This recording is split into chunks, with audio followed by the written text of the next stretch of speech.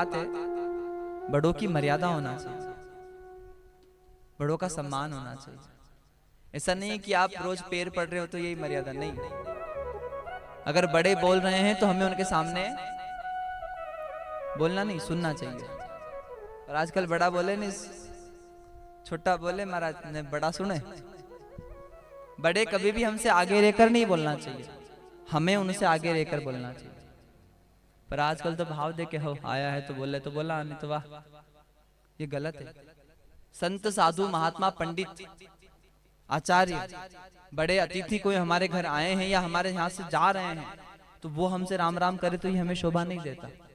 हमें उनसे राम राम करना, हमें राम राम करना चाहिए, तो ये हमारे लिए शोभनीय है हमारे। इसलिए ध्यान दें, संतों को हमें राम राम बोलना चाहिए, बड़ों को हमें राम राम बोलना चाहिए। हमारे यहाँ पहले तो वो इतनी मर्यादा थी, आप सबको पता ही होगा, मैं कहीं बतावा।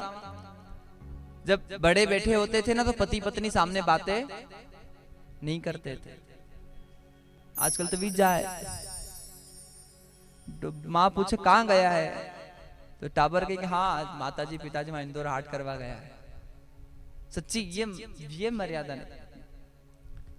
हमारे यहाँ तो इतनी मर्यादा थी, यहाँ आपको पता ही होगा कि महाराज माँ बाप के सामने कोई पिता अपने बच्चों को हाथ भी नहीं लगाता।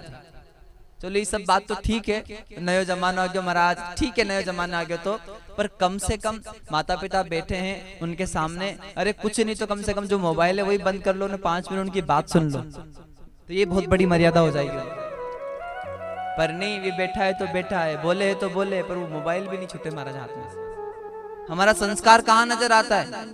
अगर हमारे घर कोई मेहमान आया, हमारे घर कोई अतिथि आए हैं, हमारे घर कोई साधु जन आए हैं, हमारे घर कोई पंडित जन आचार्य जन आए हैं और हमारा बच्चा बिना कहे उनको प्रणाम कर लेता है तो समझ लो बच्चा संस्कारवान है।